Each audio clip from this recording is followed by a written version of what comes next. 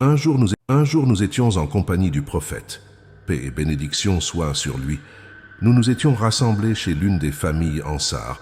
Nous étions une assemblée complète. Quelqu'un se présente à la porte. Puis-je entrer?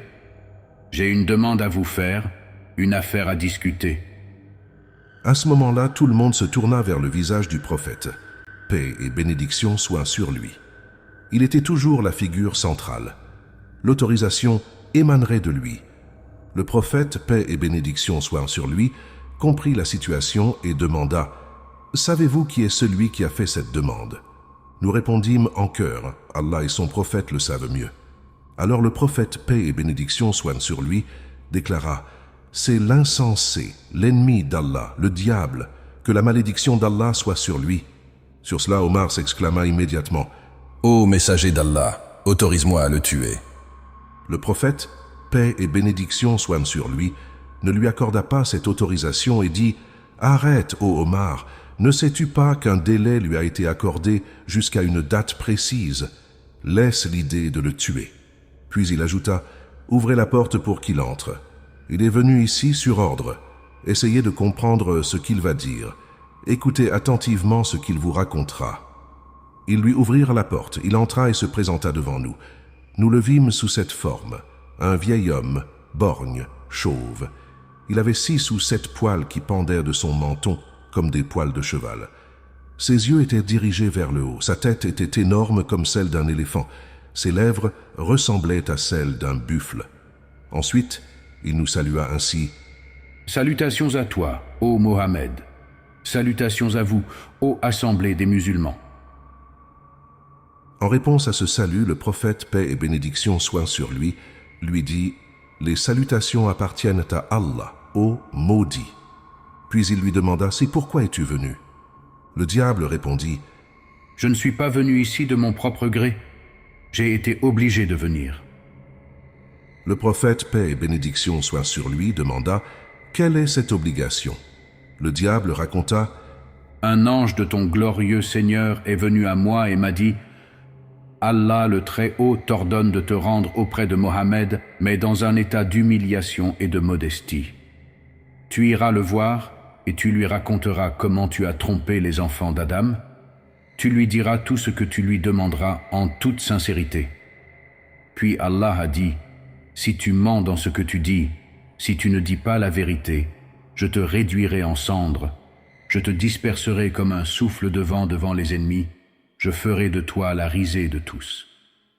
Voilà pourquoi, ô Mohammed, j'ai reçu cet ordre de venir te voir. Pose-moi les questions que tu veux. Si je ne réponds pas correctement à tes questions, mes ennemis se moqueront de moi. Il n'y a rien de pire que d'être la risée de ses ennemis. » Ensuite, le prophète, paix et bénédiction soient sur lui, posa cette question. « Puisque tu vas dire la vérité, dis-moi, qui parmi les gens est celui que tu n'aimes pas le plus ?» Le diable répondit « C'est toi, ô Mohammed. Parmi toutes les créatures d'Allah, il n'y a personne que je déteste plus que toi. Qui pourrait te ressembler ?» Le prophète, paix et bénédiction soient sur lui, demanda « Contre qui as-tu le plus d'animosité et de haine après moi ?» Le diable répondit « Contre un jeune pieux qui a voué toute son existence à la voie d'Allah. » Ensuite, le dialogue se poursuivit comme suit. Le prophète, paix et bénédiction soient sur lui, posa une autre question, et le diable répondit, et ensuite, « Qui n'aimes-tu pas ?» Il répondit, « Un homme pauvre et patient qui ne révèle jamais ses besoins, qui ne se plaint jamais. » Le prophète, paix et bénédiction soient sur lui, demanda alors, « Comment sais-tu qu'il est patient ?» Le diable dit, « Ô Mohammed, il ne révèle pas ses besoins à quelqu'un d'autre, et quiconque expose ses besoins à quelqu'un d'autre pendant 3 jours consécutifs, Allah ne le compte pas parmi les patients. La patience de ceux qui sont vraiment patients n'est pas semblable à cela. En somme, je discerne sa patience par sa condition, son comportement et son absence de plainte. » Le prophète, paix et bénédiction soient sur lui, poursuivit. « Et ensuite qui ?» Le diable répondit, « Celui qui est riche et reconnaissant. » Le prophète, paix et bénédiction soient sur lui, demanda, « comment sais-tu qu'il est reconnaissant ?» Le diable dit, « Je le sais quand je le vois dépenser son argent honnêtement et le distribuer à sa place. Je sais alors qu'il est un riche reconnaissant. » Le prophète, paix et bénédiction soient sur lui, changea ensuite de sujet et lui posa une autre question. « Et comment es-tu quand ma communauté se lève pour la prière ?» Le diable répondit, « Ô Mohammed, je suis pris de frissons comme si j'étais atteint de paludisme. Je tremble. » Le prophète, paix et bénédiction soient sur lui, demanda, « Pourquoi es-tu ainsi, ô maudit ?»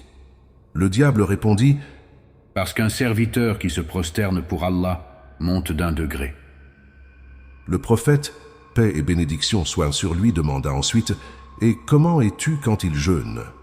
Le diable répondit, « À ce moment-là, je suis enchaîné, jusqu'à ce qu'ils rompent leur jeûne. » Le prophète, paix et bénédiction soient sur lui, poursuivit, « Et comment es-tu quand ils font le pèlerinage ?»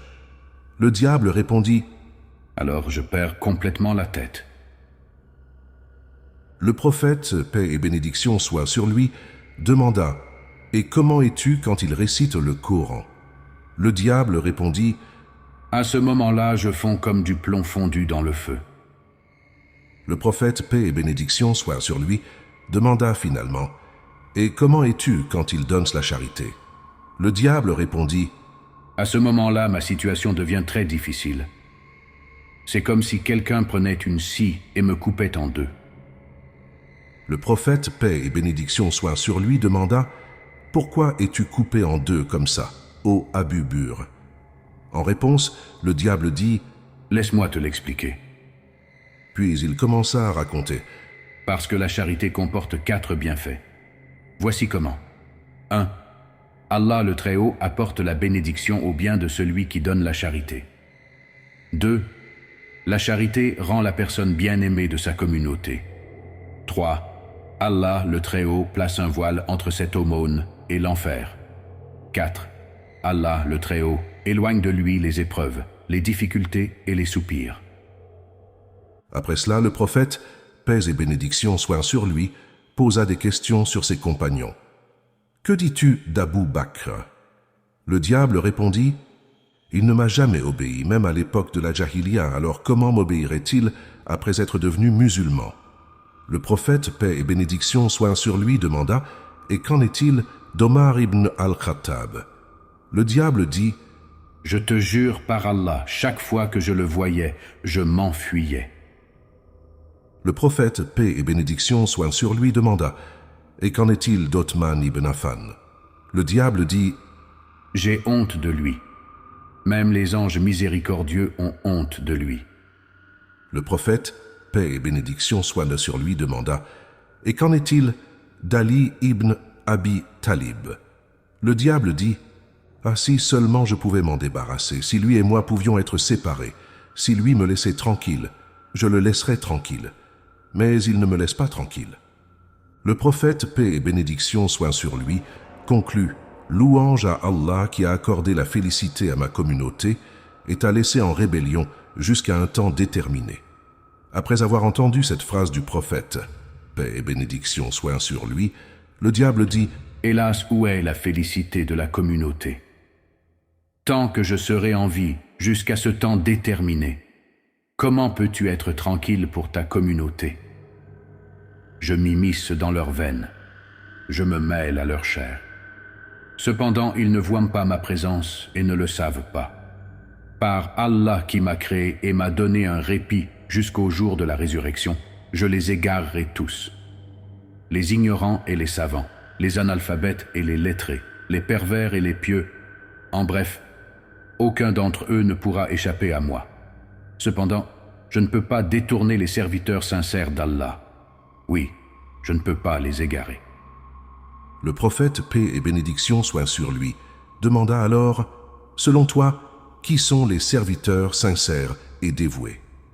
Le diable répondit, « Ne sais-tu pas, ô Mohammed, celui qui aime ses pièces d'or et d'argent, il n'a pas de sincérité pour Allah. Si je vois quelqu'un n'aimant ni l'argent, ni les louanges, ni les éloges, alors je sais qu'il est sincère. Je le laisse immédiatement. Un individu qui aime son argent et qui recherche la louange reste attaché à ses désirs du monde aussi longtemps que dure son amour pour ces choses. Et il est l'un de ceux que j'ai décrits parmi les gens qui m'obéissent le plus. Ne sais-tu pas que l'amour de la richesse est le plus grand des péchés majeurs? Ne sais-tu pas que, ô Mohammed, le désir de dominer est l'un des plus grands des péchés majeurs? Ne sais-tu pas, ô Mohammed, que j'ai 70 000 enfants? J'en ai assigné chacun à une tâche différente. Ensuite, chacun de mes enfants a 70 000 démons sous son commandement. J'en ai envoyé certains aux savants, d'autres aux jeunes, d'autres aux vieillards, et ainsi de suite. En ce qui concerne les jeunes, nous n'avons pas de désaccord avec eux. Nous nous entendons très bien avec eux. En ce qui concerne les enfants, ils jouent avec les nôtres comme ils le souhaitent. J'ai donné à certains de mes enfants la responsabilité des adorateurs, à d'autres celle des ascètes. Ils entrent parmi eux et les font passer d'un état à un autre, jusqu'à ce qu'ils finissent par blasphémer. Ils prennent un ton impie envers n'importe quelle cause.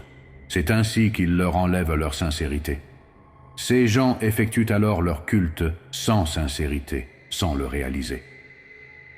Ensuite, le diable commença à raconter l'histoire d'un moine qu'il avait trompé en disant « Ne sais-tu pas, ô Mohammed, que le moine Barsisi a adoré Allah sincèrement pendant 70 ans? Après ses actes de dévotion, il avait atteint un tel niveau de sincérité que chaque prière de guérison qu'il faisait était exaucée. J'ai toujours été à ses côtés. Il commit l'adultère, il commit un meurtre, et finalement, il renia sa foi. C'est lui dont Allah le Très-Haut parle ainsi dans le noble Coran. Ils sont semblables au diable quand il dit à l'homme « Sois mécréant ». Puis quand il devient mécréant, il dit « Je désavoue tout lien entre toi et moi. Je redoute Allah, le Seigneur de l'univers. » C'est ainsi que l'argument de l'impie lui parut vrai.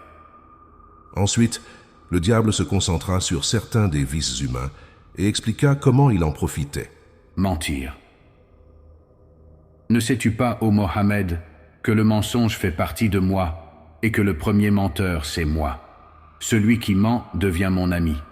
Celui qui jure faussement au nom d'Allah devient mon bien-aimé. Ne sais-tu pas, ô Mohammed, que j'ai juré à Adam et Ève un faux serment au nom d'Allah? J'ai dit, je vous conseille vraiment. Je fais cela parce que j'apprécie le mensonge. Calomnie. En ce qui concerne la calomnie et l'espionnage, ils sont également mes fruits et ma réjouissance. Jurer sur le divorce. Quiconque jure sur le divorce, craignez qu'il ne soit pécheur. Que ce soit une seule fois ou pour une chose vraie, celui qui prononce le mot de divorce rend sa femme interdite jusqu'à ce que la vérité soit établie. Dans cet état, les enfants qu'ils auront jusqu'au jour du jugement seront tous illégitimes à cause de ce mot de divorce prononcé. Tous iront en enfer à cause de ce mot. La prière. Quant à celui qui retarde sa prière, laisse-moi t'expliquer. Chaque fois qu'il veut se lever pour la prière, je l'attrape. Je lui suggère.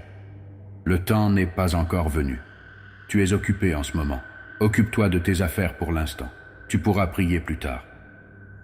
Il retarde alors sa prière en dehors de son temps, et à cause de cela, sa prière est rejetée. Si cette personne me bat en restant constante dans la prière, j'envoie un démon humain pour l'empêcher de prier à temps. Si elle me bat aussi dans cette situation, alors je cherche à perturber sa concentration pendant la prière. Je lui murmure « Regarde à droite, regarde à gauche ». Elle obéit, et je caresse son visage, l'embrasse sur le front. Ensuite, je lui dis « Tu as fait quelque chose de très mal ». Ainsi, je trouble sa tranquillité mentale. Tu sais aussi, ô Mohammed, que celui qui regarde beaucoup à droite et à gauche pendant la prière, Allah ne lui accepte pas sa prière. Il la rejette. Si je suis toujours vaincu dans cette affaire, je vais à lui quand il prie seul, et je lui ordonne de se dépêcher. Il commence alors à prier rapidement, tout comme le coq qui gratte le sol pour ramasser quelque chose.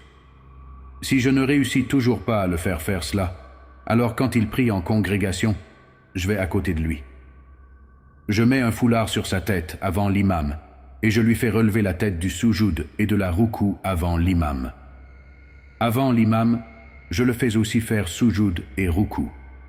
C'est pourquoi le jour du jugement, Allah transformera sa tête en tête d'âne. Si cette personne me bat encore dans cette affaire, alors je lui ordonne de cliqueter ses doigts pendant la prière. Ainsi, il fait partie de ceux qui me glorifient.